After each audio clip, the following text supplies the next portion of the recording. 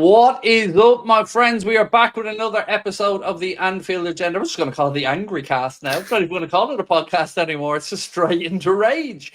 Myself, Chris, and Conor are going to be taking you through our thoughts on the latest loss for Arne Slot. This time it was away at Chelsea at Stamford Bridge. We did the hard part getting back into the game, but don't worry, we still found a way. Just at the end, it's time to capitulate and lose it. So, Chris, I want to talk to you about your hatred of Turkey. In all seriousness, Chris, I mean, help. Where are we at, bro? What's going on? I come into this podcast with the attitude, right? Because I know that you all had a very rough time on the watch along and on the reaction stream. So I'm gonna be Mr. Positive today. Okay. And I'm gonna see if I can make it through the podcast without you screaming at me. We have had the worst week. We've had the worst week ever. We've played rubbish all season, and yeah, we're in second place, a point behind Arsenal. That's the only positives I can take, because that today, mate, was horrendous. It was awful. Like there's no real words for it in terms of the want and the desire. I think that's the biggest question to me, and the quality was well off. I'm going to try and be positive, but there we go. It's fucking hard. Let's go all the way back to the starting, Conor, and we look at the starting 11. And I've got to be honest, I wasn't fuming. I wasn't angry. I thought it was okay, justified, or at least understandable, the 11 that he went with. Any concerns from you when you seen that starting 11? No concerns as such. I definitely, like, during the week I was saying I wanted that midfield back. I wanted those trusted trio. I didn't, not purely to get rid of Wirtz, but just to get back to what we know, the basics. And I thought it would work. I thought the first 4 or 5 minutes I was thinking, here we go, we're looking a bit better, pressing a bit better, and then it just completely fell apart from there, whatever the hell happened. The only change I probably would have made was Robertson. I probably would have started him over Kerkez, but from the offset I was thinking, this is fine, we should be winning this game. But yeah, we've seen what happened. You know what finished me, Chris? I was watching the second half and I see Ibrahim Konaté's number go up on the board, and I thought, well done, Arne. You've grown a pair, mate. Well done. Until I heard the match interview afterwards where he said that he felt his quad and that was why he took Konaté off. And then he proceeded to say in the next sentence, it was no mistake that we got better when Gravenberch went into the centre-back role. Yeah. I thought it was performance related, to be honest. I thought Konaté, when he was on the ball, was so pedestrian, like ridiculous. Like when we're trying to get back into your game, the last thing you want to see is your defender walking on the ball. It's so frustrating. Van Dijk and him between them, just like there was no urgency. Konaté's passing was just abhorrently bad. And it has been bad all season, really. I know it's not his biggest strength, but come on, man. You can at least find a man with a pass. This is Chris being upbeat, by the way, remember? Yeah. This is upbeat, happy Chris. But listen, he came off and I thought it actually worked well. I've seen a lot of people moaning about that, about Gravenberch going to centre-half.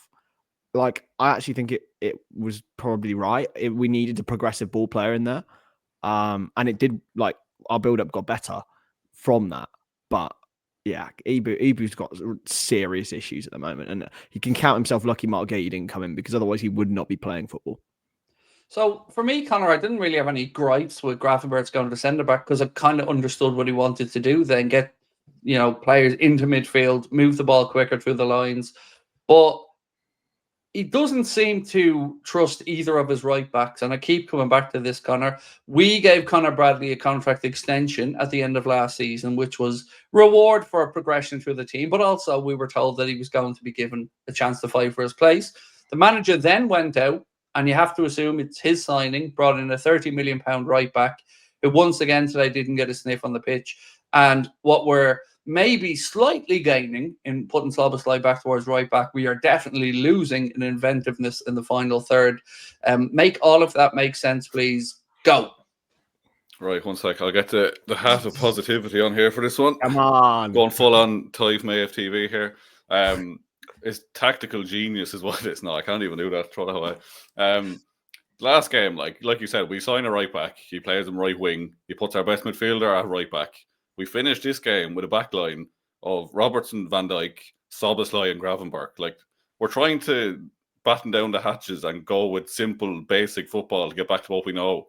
And we have 2 midfielders in our back line and the 2 right backs we signed aren't playing, or the 2 right backs at the club aren't playing. Like, just it makes no sense. But I do agree with Gravenberch going back did ultimately work slightly better, and I thought Curtis Jones in midfield worked slightly better, just in terms of he could actually get the ball, look up, and move the ball slightly further forward. But it's absolute chaos. Like, every single game we just seem to be changing up so much things, and like there's no consistency to the lineup. There's no consistency to the patterns of play, to the rhythm. It's pure chaos at the minute.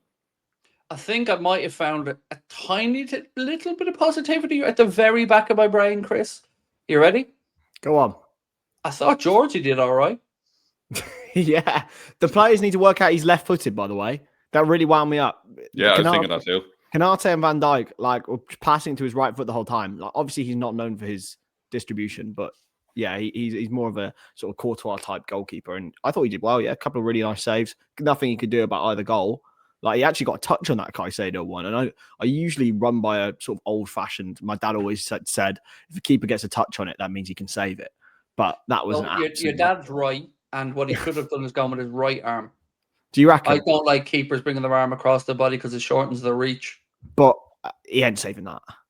Yeah, no, sure. Great strike, you're not saying he should save it, like yeah, no, absolutely phenomenal strike from Caicedo. No argument about that. The one thing I want to say about that goal, and who's at fault there? McAllister? McAllister, and I would say McAllister, and probably more Canade than Virgil, because Virgil had 2 men tracking the run.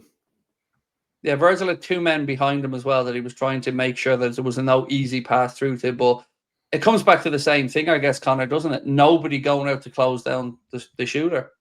Yeah, because like it's easy to say, right, you should be covering off the players, you should be standing off to like not let them play through. But like every single time we try to take a shot, they're straight in on us. Like every single game this season, we've had so many shot blocks, and we just don't seem to do the opposite. And I think, yeah, like Chris said as well, McAllister definitely had fault for that. Like, he just got walked through, and his fall off this season has been ridiculous, in fairness. Like, he has just been awful this season in comparison to what we know he is. Like, I know he's had fitness issues as well, but like that needs to be highlighted as well. He has been horrendous since he came back this season.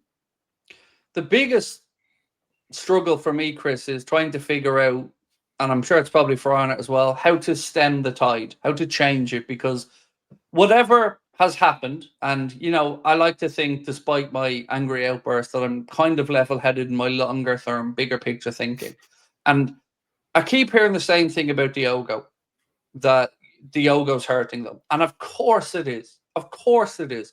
But there's 2 points I'd like to make on this. If you're a manager and you're in a dressing room, and you'll know these characters, you'll know them because you train with them day in, day out. If you see a head dropping or you see somebody struggling, that's okay. That is absolutely okay. But take them out of the firing line for a little bit. You know, if people aren't able to cope with it or are taking a bit longer, that is normal, that is human, that is fine. But you can't keep playing them and then using it as an excuse. You have to try, how difficult it is, I know, but you have to try galvanize and make it something to turn into a positive if you can, or to chase a dream of winning the league in his memory. You can't just trot it out when performances aren't going well from a fan base to use it as an excuse, because yes, it is an excuse, but so is the lack of understanding of a system. So is the lack of intensity, and so is not being able to find a Liverpool player with a pass. There are multiple reasons, and I don't think there's one silver bullet, but it's a cop-out thing to me, mate. Yeah, I mean, I can't comment on the sort of grief thing. I mean, the guys, they'll each be dealing with it in their own way, but like, and it sounds brutal, and it's not something that I'm ever trying to trivialize, but unfortunately, like, life does have to go on. And you know, these people are being paid, you know, lots of money, and I have a fantastic job to try and, you know, bring success to Liverpool in the name of Diogo, which I'm sure they are trying to do. The one thing, in terms of a solution for the issues, I think it's the first thing that I would have suggested would be a 2-week break, to be honest. I just think they need to just sort of, take a step back, analyze what's gone wrong and what's going on, and find out ways to do it. I have full faith in the team and in Arne Slot to do that, because I don't think, actually, you know, even like last season, we found ways to win. We found ways to win this season. Now we're starting to find ways to lose. We need to go back to the finding ways to win, because the performance, it's not that big a swing. We don't have to go out and batter teams for 90 minutes, because that's not what the greatest teams in the world do. They don't do that. They play in moments, and they conserve energy as well, so they keep playing, you know, at a reasonable tempo. But yeah, a 2-week break I think would be my first suggestion. So I was going to ask you a question, Connor, and you know I love asking you a leading question, but I'm going to make a statement instead, and I'm going to get your take on my statement. Arne Slot has an agenda against Federico Chiesa. There is no two ways about it anymore, and there is no hiding away from it, because he painted himself into a corner. He said he wasn't fit enough to go and play Galatasaray. Cool. Yeah, I didn't believe it, but okay. So then he puts him in the matchday squad today at the expense of Rio Angamoa. And by the way, I understand not bringing Rio to that environment, what happened between us and Chelsea, and a little bit of bad blood perhaps still there. But you've put him in the matchday squad. So you've told us he's fit enough to be in that matchday squad, fit enough to do 15, 20, whatever it is. And yet you bring on Endo at the end of the game and you leave Federico Chiesa there with getting splinters on his arse. Now, with even the biggest leap of faith into Arne, I'm struggling to find a way to come to any other conclusion than he doesn't want Chiesa there. Yeah, it definitely seems that way. The only thing I can think of on the Endo thing specifically is just wanted one more defensive body while we had so many attackers on. But like, all logic would dictate that Salah should have come off after 55, 60 minutes. Chiesa goes on that right wing. Like, logic would just dictate that based on form. But like you said, it does seem like Arne just doesn't trust Chiesa or doesn't like him. But whatever it is, I don't know. But he's definitely not getting a fair chance. Like, he's probably our best player on form, or our top 2 or 3 anyway. Like, I think I've seen the stats beforehand, he scored or assisted every 77 minutes or something like that so far this season, when we're struggling for goals. Like, it's just, it makes no sense. Like, there must be some sort of an agenda there, or just some sort of grievance. I don't know what it is. But yeah, like you said, fair enough. If he's not fit during the week, he doesn't travel. But he's on the bench today, and he is an option, and he wasn't brought on. And it was a decision by Arne not to bring him on. You know what I mean? Like, that was a very distinct thing to do. Like, he brought him and didn't play him. So there definitely is something going on there. Chris, I had a huge gripe. Now, this podcast didn't exist last year, so I wasn't talking about it on here, but I had a huge gripe last year about Arne looking at the bench and seeing 2 players there he doesn't trust and doesn't want. One of them being Chiesa, and there was another player that he kept who was it last year? He just kept blanking over and over and over again. Harvey Elliott, yes, there we go. So you've got a chance to move the 2 players off who you don't trust last year. And today I turn around and we see Arne looking at a bench where he's got Frimpong and Chiesa, and he clearly doesn't want to use either of them.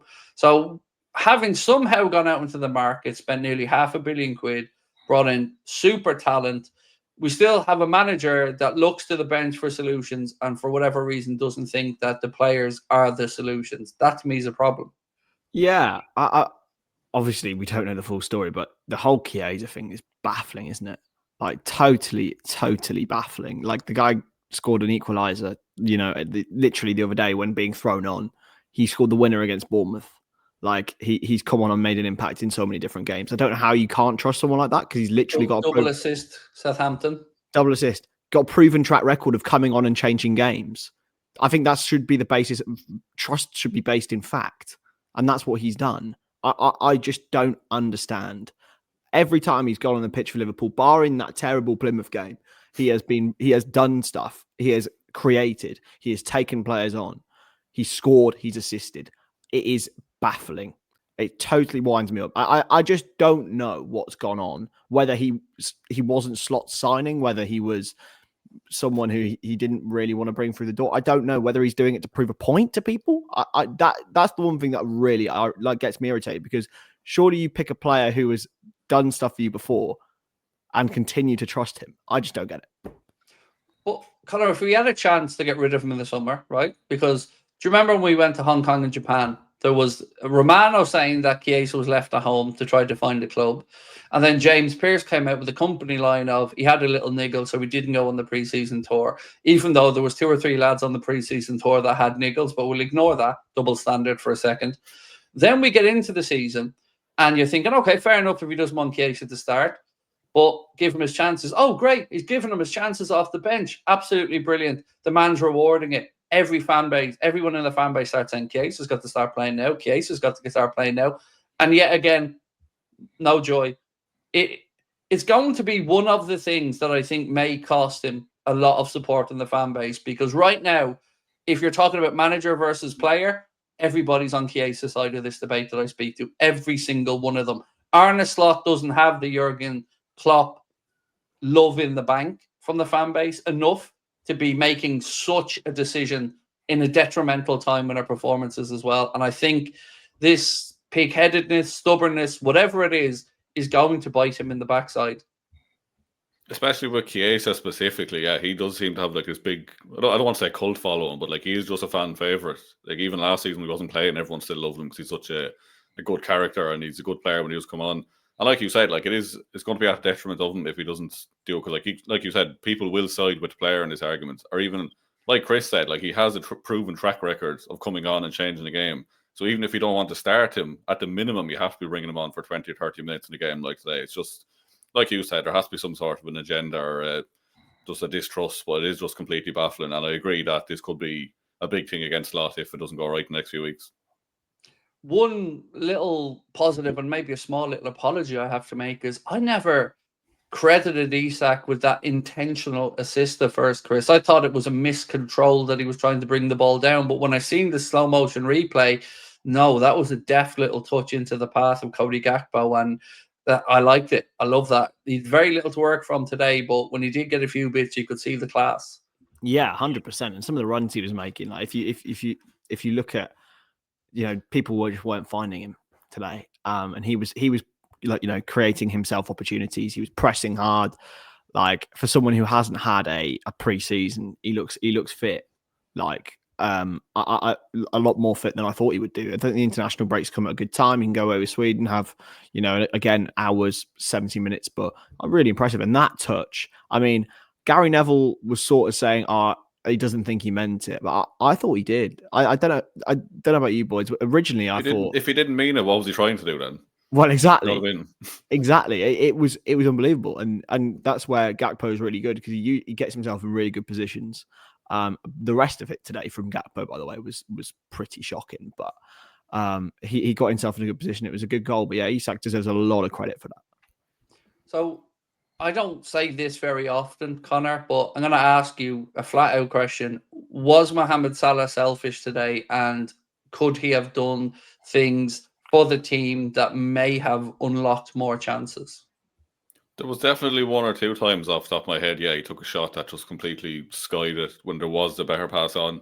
But something you pointed out as well, like the ball seems to be going to him an awful lot compared to other things. Like to say, like there was two lads on the left, they end up going to Salah anyway. Like I don't know if that's maybe get it out wide, get the more players into the box and overload the defence, or if it is just a tactic, get the ball to Salah as much as possible, because like he hasn't been getting as many touches this season as he has been. So maybe that is a tactic just to get him into the game more. But yeah, I'd fully agree that there was at least one, if not two or three opportunities there for him to pass the ball rather than take a shot. And I don't know if selfish is the word. I think he just definitely wants to get himself back on the score sheet and get a bit of confidence. But there was definitely a few times there was a better option there.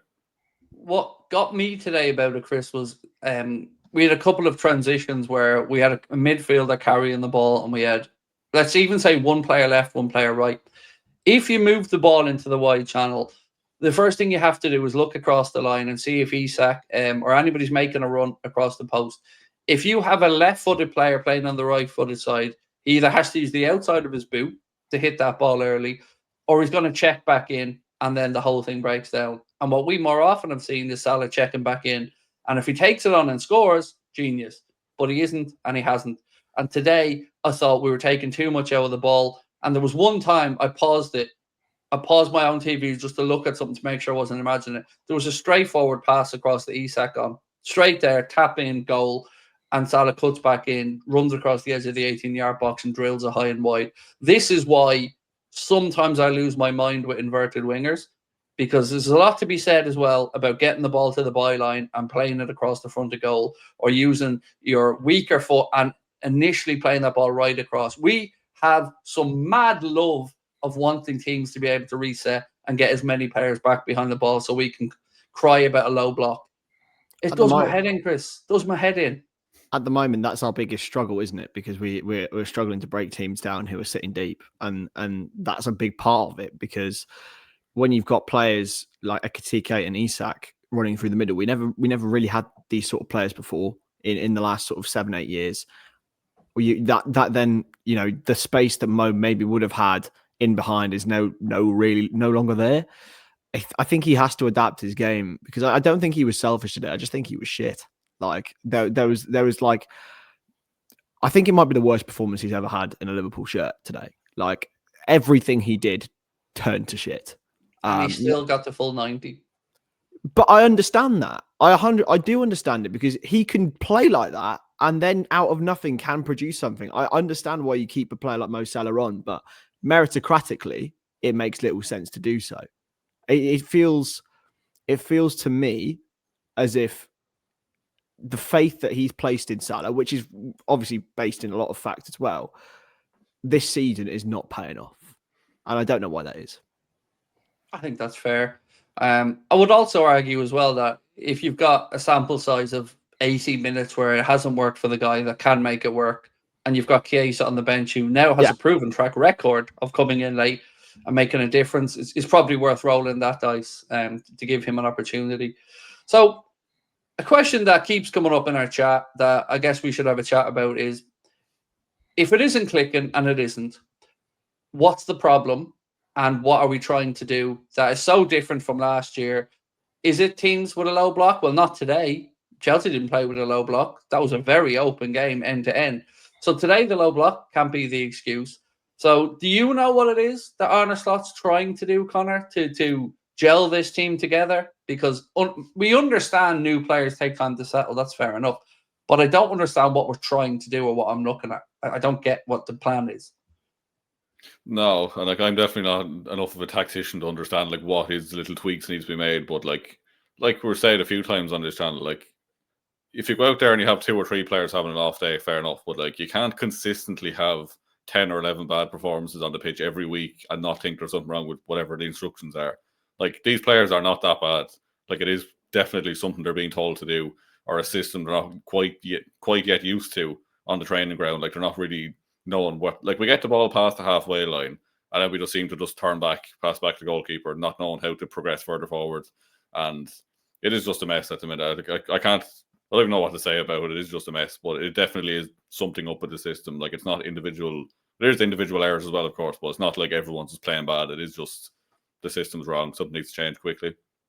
I keep saying the same thing, Chris. It feels like we're in a halfway house of styles that we want to be the PSG style. We want to be the Pep Guardiola, dominate possession, kill them with 1,000 passes, but we're kind of nowhere near either of those. There was a couple of occasions today where, particularly Alexis McAllister, received the ball and there was a ball around the corner into midfield, and it was on a couple of times. And it wasn't 100% pass. It was probably a 9 times out of 10 you'll get a pass. But they're second guessing themselves, and then they're not doing those passes. If you look at PSG last season, you see a team that's playing with like high intensity, a team that's playing with, you know, electricity almost. Like this, there's no energy or power in this team at the moment. And I understand that because of the new players. I understand that, but it doesn't feel like, it feels like we're making some pretty crazy changes for a team who won the league last year. Like if you know what I mean, like what I hate the phrase, but if it's not broke, don't fix it. And it feels like we're trying to fix something. I understand we're trying to bed players in, but it still feels like we're trying to fix something, which is, I don't think we needed fixing, if you know what I mean. It's weird. It's a weird scenario to be in. Like how we've gone from actually not playing well all season, but winning games, to then now losing it. It's actually almost, I don't know how you guys feel about it, but it feels inexplicable. Like it doesn't really feel like you can explain what's gone wrong and how to solve it. It reminds me back to the Brendan Rodgers days where we used to hear him say that he was up in his kitchen late at night trying to figure out ways to change things, and he wasn't sleeping and he was doing this, that, and the other. And I come back to something, Connor, that I got given out for a lot last season. Because yes, I'm a hard taskmaster, and yes, I do have high standards for these players, but I also believe in you can't turn on and off beast mode. You can't turn on and off aggression form. And when we won the league, everybody was happy to coast through to the finish of the season. I wasn't, because I'm a big believer in doing the right things all the time. And you train hard, you play hard. That is the level, that is the standard. And this year, since we won the league way back in, what was it, March, April time, I haven't seen us be able to switch that switch back on yet, Connor, and it worries me. Yeah, like it's kind of thing. If you have one game left in the season and you switch off, fair enough. But like that was an extended period of time that we were just on the beach, like literally on the beach. Like Arne Slot was in Ibiza every week for that like 2 or 3 month period. Like it was like fair enough to have to celebrate, but at some point you do have to get back to normal and just like you said, stay at that level. Like winning is a habit. Playing good football is a habit. If you're out of that, it's hard to jump back in. Like you see that in other sports, like momentum swings are a thing. Like if we drop the levels, it's very hard to then just push it straight back up again. So yeah, I'd agree with that. Like it is not to blame it all on that, but it's definitely a contributing factor. But yeah, it's just like you said, winning's a habit, and you have to just consistently be at that level. And we haven't been for the good part of the 6 months now. So we've never had to have this conversation that we're about to have as Liverpool fans making content. Of course, when we all watch Roy Hodgson back in those days, we probably had this conversation. But I've been involved in content now about 8 years. I've never had to even think about what's best for a manager's future. Never. It's always been Klopp will decide when he wants to go, and that'll be fine. Arne comes in, wins league in his first year. That's great. But Chris, we've lost 3 in a row. We're going into an international break, and fingers crossed for no more injuries. We come back. Let's say we lose to United. Let's say we do. Would there be anything this season that could happen that would have you questioning Slot's longer term future? I think finishing outside of the Champions League places would be the thing for me that would do that. I think we'll be fine. Like I don't actually think we do need to be having the conversation. I understand like making content we need to, and we need to think about it, but the guy's got credit in the bank. Like let's just, what it's worth. I'm not there, by the way, but I'm seeing some people calling for it. I'm not there. All hypotheticals, and I get it. If you're actually calling for Arne Slot's head, then my God, like you really need to have a reality check about what success looks like and what failure looks like. This is not failing. We're in a bit of a bad run. We've had a bad week. We've won every other game this season. Like there's still a very, very high likelihood that we could go on and win the league this year. Like we're only a point behind Arsenal. Like if we carry on like we have done this week, of course we're not going to. But people calling for Slot's head, like give your head a wobble. Like look into what reality is, because seriously, like the guy came in and won the league in his first season, rebuilding a squad, mate. I just it baffles me when people are so fickle. So on the winning the league in his first year thing, Connor, it kind of winds me up when I hear it was Klopp's team, because it wasn't. It was Klopp's team. There was no new players in that the manager got to utilise. But Arne found a way for the wheels not to come off. And he found a way for them not to pick up the amount of injuries that derailed Jurgen's last season, when everybody was going off emotion and energy. And I think that in itself deserves massive credit, because it is fixing something that broke the year before. Now though, it's starting to be built to his team with backing the likes of which we've not seen for a Liverpool manager in FSG's ownership. So at what point do the owners then look and go, we've never really spent this much. We backed this guy with these funds. What's it going to take before the conversations have to start? Because the media will be the first ones with them, and the opposition fans, they'll be the first ones with the knives out. What's it going to take for you before you're concerned? I suppose go back to the start of that question first of all, like you were saying about Slot coming in winning with Klopp's team. Like that is nonsense. Like we've seen how many brilliant teams have been handed over from long-standing managers and it just fell off. Like Arsene Wenger getting Arsenal into Champions League every year. He leaves, and they fall off. Sir Alex Ferguson leaving United, winning titles, winning trophies. He comes in, they completely fall off. Like give Slot his credit for steadying the ship when he came in. Like he can say it's a good team there, obviously, but he still has to do the job. He still has to get them over the line. And in my head, like I think I kind of along the same lines as Chris. Like I think it would have to take finishing 6 or 7 this season for me to question it. I think if we do look like we're not going to win anything this season, which again is a big if, because I think we probably will win something, it's going to take a lot to fully like this. It could just be a transition year, in fairness. Not to say it is again, but there's a lot of change. Like if we galvanize this year, do decent, and then big push the next 2-3 years, like I think long term we will figure it out. But at the minute, it's fairly grim. But I don't think I'm going to get to the point of one slide anytime soon, unless like I said, unless you finish like 8th or 9th, then start to question it. But also, I'll just jump in here. I think people may misinterpret it. Like, I think we have to back the manager, but that doesn't mean he's free from criticism. Like, I see it everywhere. Like, if you say one bad thing about a player, it doesn't mean it means you don't back them long term. Like, no, like there's a lot. He's culpable for a lot of what's going on at the moment, but that doesn't mean we don't trust him and back him. And it just winds me up when I see, like, if you either have to be slot out or slot in, like, forever. Like, there is a nuance to it. There is a nuance to the argument. You can say, he needs to improve. He needs to do this. He needs to play Chiesa more. But that doesn't mean you want him to lose it. Like, he'll lose his job. It baffles me when I see this. He is in his first crisis. I think I will say that as a coach, first real where he's going to have to find a solution to steady this and turn it around. So here's where I'm at with it. I'm now convinced we ain't winning the league this year. It's not happening. No chance that happens for me. But I'm kind of pinning my hopes on our PSG change of direction where something clicks, we figure it, and we peak at the right time for the Champions League, because that's what that competition is about. Premier League's about consistency, 38 games over the course of a season, but you can peak at the right time in the Champions League and hit form and win that competition. So I'm going to say right now, Chris, I'm pretty sure we're not winning the league. I disagree with that. I do. I think we can definitely go forward and move on, because there's as much chance. I see you. I know everyone can see you, Izzy. It's shocking for audio listeners. For audio listeners, my girlfriend's crawling across the floor to not get in the camera and miserably failing. But anyway, not in a kinky way where she's got a lead or anything on. Fucking hell, we need a laugh today. I think we're 6 games in. I have faith that this team clicks. I'm not saying we will win the league, but I don't think it's done. I think we've still got, like, it's between us and Arsenal.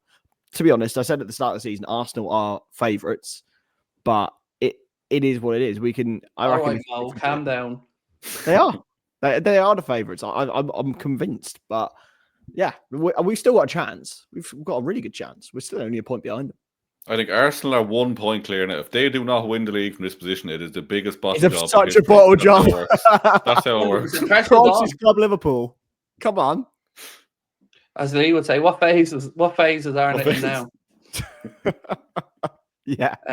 It is a mad kind of juxtaposition, isn't it, Conor, where we've gone from, like, no money spent, win the league, to all of us being probably more excited than we've ever been for a new season to start, and we're now here having this conversation after somehow finding a way to lose 3 on the bounce. It is mad. Like, I wonder, is it like, not to make excuses, put my positive hat back on. I can't grab it, it's too far away across the room. But, like, just crawl on the floor and get it. Crawl on the floor, yeah. Like, Palace away. Do you not have an Izzy? No. Palace away on this ridiculous unbeaten run, Galatasaray away, and Chelsea away. That is not an easy run of fixtures. Like, if they were spread out with a few wins in between, would we be talking about a crisis? Like, it is partly timing as well. Like, they are 3 very tricky fixtures in 1 week. Like, we shouldn't be losing them all, but some context, they are by no means easy games. Like, so, Chris, let's talk about Anthony Taylor. Let's get back to it. My favourite thing to bash referees. I mean, the first time I've ever seen a player get booked for winning the ball. So well done to that when Dominic Szoboszlai went in. And it wasn't even nearly a foul or yellow. He actually kicked the ball off the underside of the Chelsea player's foot, who went to ground. And then one of their players fouled Gakpo, I think it was, on the left side, and the ref gives nothing for that when he didn't touch the ball. I mean, I nearly lost my mind watching it, Chris. There's all so much for, like, letting things go, but that doesn't mean everything, does it? Like, they literally, like, say what you want about Mo Salah today, but he was manhandled on 3 or 4 occasions. There was the one on the right hand side. Like, I think he just burst out laughing because it wasn't given. It was ludicrous. Like, what does he have to do? Whereas, you'll have players getting, like, a little slight touch and going down for them. I don't think actually he was massively in favour of Chelsea today. I just thought he just performed really, really poorly. I think Chelsea fans absolutely hate him as well. So it's like there was no explanation, especially for the Salah ones. Gakpo one, you might have thought, oh, maybe he went down too easy or whatever, but those Salah ones were just ludicrous. And it's actually a problem, I think, consistently with Salah. He never ever gets given anything. anything. I agree with that. Do And you- do I'm you- not trying to say either, Connor, that Anthony Taylor was pro Chelsea. I just think he's shit. I'm not trying to say he was pro anybody. I mean, we gave away a penalty against Galatasaray for Soboslai's arm brushing a player's face who goes to the ground. And every pundit in TNT Sport, every pundit that I've heard talk about it said it was a penalty. So where was our penalty? That's the thing. Like, it is, in my opinion, to be honest, both of those weren't penalties. But if I one is agree, given, by the way. the other has to be given in as well. Like, consistency is literally the only thing we ask for in refereeing games. Like, if that's a penalty in one game, it has to be a penalty in another. If that's a red card, it has to be a red card in another game. Like, it's baffling. Like you said, Anthony Taylor, like, I don't think it really changed the face of the game today, but he was just absolutely awful. Like, every other ref in this league, he's just ridiculously bad. Like, there's not one good referee in this league, is there? The PGMOL seem to have an ability and a freedom to interpret the laws of the game differently and openly talk about it at the start of every season. We're going to ref the handball rule this way, not how it's written in the law. And as Connor said, Chris, I don't think either of them were penalties either, but there can't be a different law and a different rule. They were very similar incidents. And you could say, oh, maybe Isak was tugging at the player's shirt. Fine, you give a free out if there was a foul there. We didn't do that either. So I felt in that scenario, after the penalty that we conceded, it had to have been properly looked at, and it wasn't. Yeah. Another thing that annoys me is like the whole like, oh, that will get given in Europe and that will not be given in England. Like, what? Why do we have? Like, there's different laws. Why do we have to be like this? Like, bring in AI refs and be done with it. It's coming soon. AI, bring back just Kalina, but you know them in Futurama where they have like the heads in the jars. Yeah, like, put Kalina in that and just let him ref everything. Yeah, absolutely. I agree. Yeah. So look, as we've all said, Anthony Taylor wasn't the reason we didn't win that game today, and we're not trying to put it on his feet, but it's just, again, a very inconsistent refereeing performance. Look, gents, I think we shall wrap this up. We are now a 2-week break of international football.